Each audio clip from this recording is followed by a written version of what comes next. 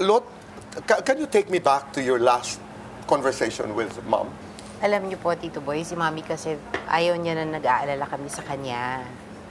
So, minsan yan, well, hindi minsan. Bro.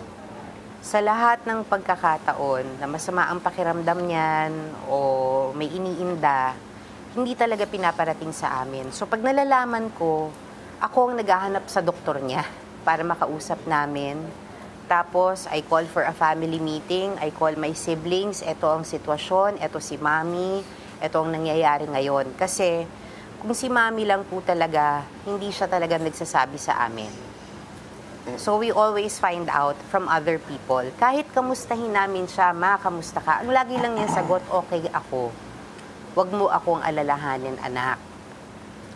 So, yung huli naming pag-uusap, Tito Boy, meron akong doktor na tinawagan na kinukulit, na nagagalit ako, include us. Kasi kami yung mga anak, isama nyo kami. Sa kung anong nangyayari, para kung meron kaming maitulong, magawan din namin ng paraan. Nakarating po kay Mami yun. So si Mami, minessage ako. Sabi niya ulit, anak, okay ako. Sabi niya, sinabi sa akin ni Doktora, gusto mo siyang makausap. Huwag ka nang mag-alala sa akin, anak, kaya ko. And then sabi niya, basta yung mga apo ko, proud na proud ako sa kanila, mahal na mahal ko kayo, mahal ko kayo ng mga kapatid mo. Sabi ko, syempre po, kami naman, Tito Boy, kami na yata ang pinakamasunurin ng mga anak. Sa totoo lang. Kung ano po ang sinabi ni Mami, yun lang din talaga ang sinusunod na amin. So kung may pagkakataon po na makasingit kami at para makaalam ng mga detalye, ginagawa talaga namin and we let each other know. So, ganun po talaga. I mean, that's how our life was when Mom was with us. Okay. So, nung nag-usap kami nung huli, sabi ko, okay, Ma, I respect your wishes. Kasi ayoko din siyang magalit sa amin. Dahil alam niya na makulit ako eh. Kinukulit ko yung mga doktor niya. Kinukulit ko kung sino ang kailangan kulitin para malaman kung anong nangyayari sa kanya. Ian, how was that last conversation? Last conversation was a little bit different from my ate. Because instead of talking like verbally, she was at the hospital already. But I messaged her because I found out about it. Like what Ate Lot said, she doesn't want us to know.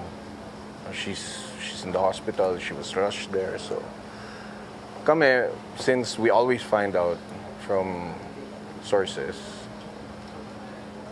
we would just ask her how she is. Pero we're not gonna let her know that we know. Diba? Parang, so, nag-message siya, nagbigay siya ng quote regarding the relationship between a mother and her children and her grandchildren. What was that? Can I? Yeah. Do you mind? So, it says, Panginoon, kahit saan man mapunta ang aking mga anak, pakiusap, hawakan mo sila, protektahan sa lahat ng panganib at palaging ihatid silang ligtas pa uwi. And I love you, Ma. It says here, I replied. Sabi niya, mag-ingat kayo lagi, ha? Lalo mga bata, pasensya na at wala si Mami dyan. Pag kailangan niyo ako, gabayan nawa kayo lagi.